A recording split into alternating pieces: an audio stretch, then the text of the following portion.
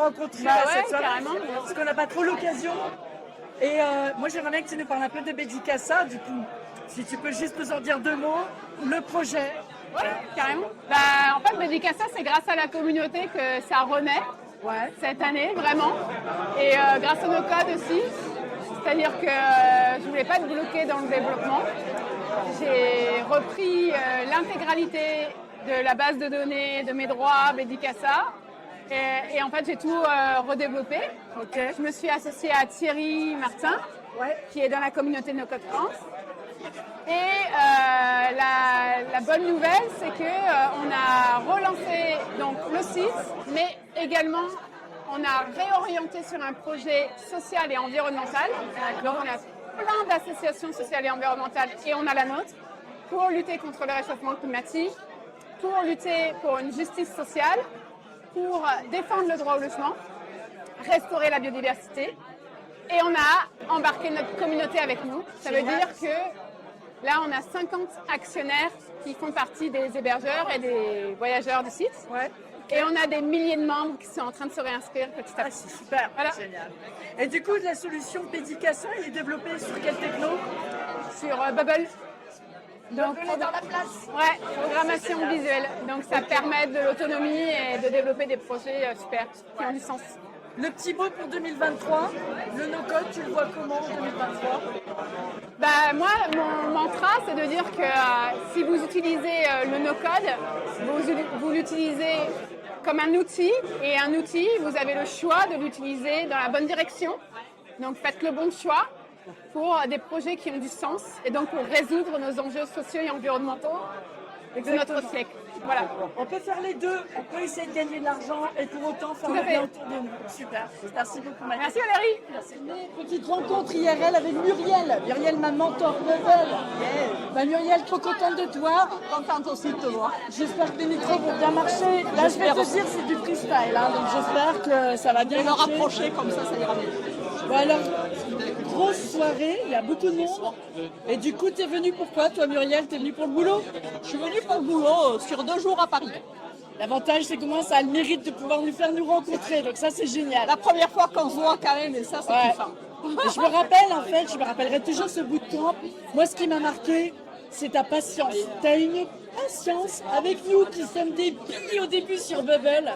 Tu as une patience énorme, donc bravo à toi, c'est génial. Mais franchement, chaque bootcamp est différent et à chaque fois je m'adapte. Franchement, moi j'adore amener des personnes à découvrir Bubble et à arriver à quelque chose à la fin et être content d'avoir fait la formation. Bon, rien que ça le mérite. Voilà. Ouais, ça fait un peu la journée, ouais, c'est agréable. Et par rapport au no-code, du coup, si tu devais avoir une idée pour 2023, comment tu vois un peu le no-code en 2023? 2023, le no-code en général ou le no-code Comme tu penses, ce qui te vient à l'esprit, l'inspiration. Vu le nombre qu'on est là ce soir, Ouais. je pense qu'il y a vraiment du futur sur nos codes. Je pense que si chacune des personnes qui sont là ce soir parle à une ou deux personnes autour d'eux, je pense que ça peut faire beaucoup de bruit et ça permet une acculturation de nos codes. Et je pense qu'on peut arriver à vraiment quelque chose, à se faire un peu plus entendre et à dire que le no-code c'est possible pour tout le monde.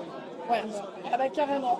Bah super, bah ça me fait plaisir, merci beaucoup pour ton temps. Merci à toi. Ciao. Du coup, Nikita, on se retrouve à cette soirée No Code, excellent. Est-ce que tu peux dire un petit peu comment on s'est rencontrés, nous, du coup, tu te rappelles ou pas? C'était au Happy Day. Exactement, ouais. On était un peu paumés tous les deux, je me rappelle. Ouais. On essayait de trouver le track No Code des API Days et en fait Nikita et moi on se regardait, on se disait c'est où? Et du coup ensemble on a cherché. Est-ce que tu peux nous expliquer, Nikita, toi au niveau du No Code, qu'est-ce que tu fais par rapport à ça? D'accord. En fait, je fais une thèse sur le sujet d'évolution des pratiques de création numérique. Ouais. Le cas particulier que j'étudie, c'est la communauté No Code France. Et du coup, en gros, le sujet, c'est comment une communauté de gens se réapproprie des outils, des nouveaux outils techniques qui sont les outils no-code. Du coup. D'accord, ok. Et du coup, tu penses que tu as découvert pas mal de choses déjà depuis que tu travailles dessus? Ça fait combien de temps à peu près? J'ai commencé en septembre. Ok, Oui, du coup, j'ai déjà compris quels sont les outils qui existent. Du coup, j'ai pu mettre main sur plein d'outils, essayer Make, Bubble, etc. un petit peu, comprendre la différence et en même temps comprendre la continuité avec la programmation un peu traditionnelle pour ne pas dire que c'est pas la même chose, Ouais. etc. Et du coup, pour l'instant, je suis en train de découvrir comment ça s'inscrit en fait dans la communauté, et quels sont les usages, disons, sociaux de cette technologie. d'accord, ok. Et est-ce que tu peux nous en dire un peu plus? Alors, c'est un peu biaisé parce que du coup, on a discuté un peu avant avec Nikita. On a eu la chance de travailler un petit peu ensemble avant en coworking.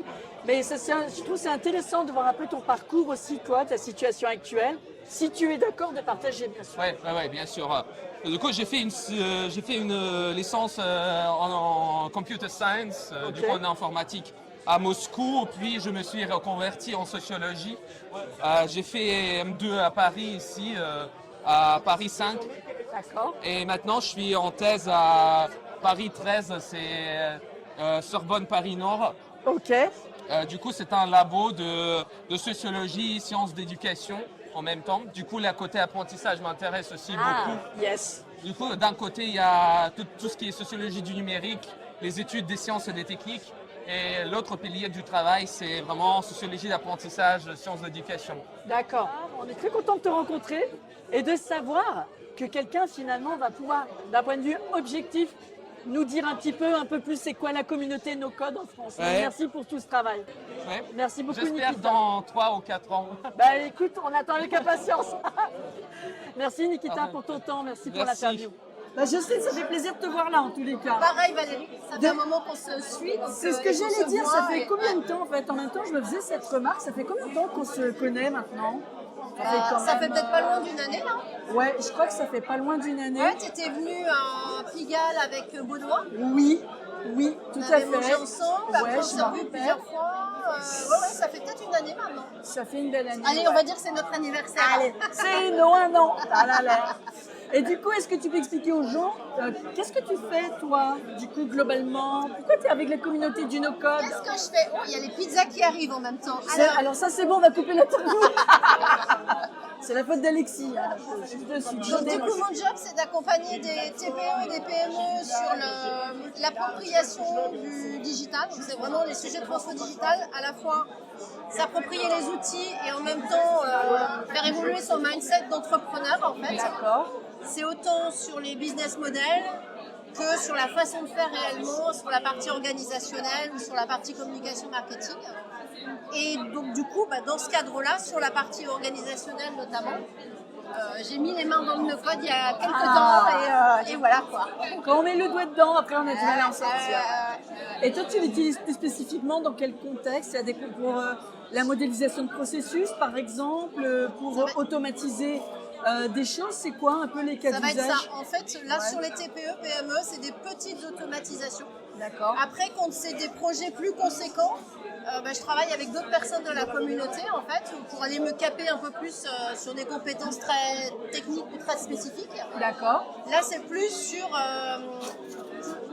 aider les TPE à augmenter leur efficience et donc du coup identifier des processus où des éléments peuvent être automatisés et puis co-élaborer avec eux des solutions ou leur proposer des solutions pour que ça soit plus efficient et que le temps de l'entrepreneur soit mis sur un temps à valeur ajoutée et non pas du temps qu'il va passer lui ou ses équipes sur des temps qui n'ont pas lieu d'être, type copier-coller de tableur Excel.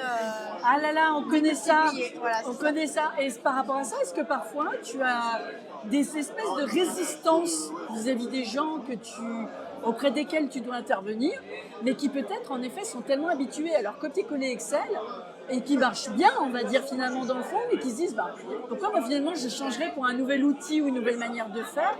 Voilà, est-ce que tu es confronté à ça? Systématiquement. Ah ouais. C'est-à-dire que c'est en fait l'acceptation du changement ça se fait que quand ils ont un problème. D'accord. C'est vraiment la pédagogie pour accompagner dans la transformation, c'est la pédagogie des petits pas. Et c'est, à un moment, il va y avoir un grain de sable ou un gros caillou.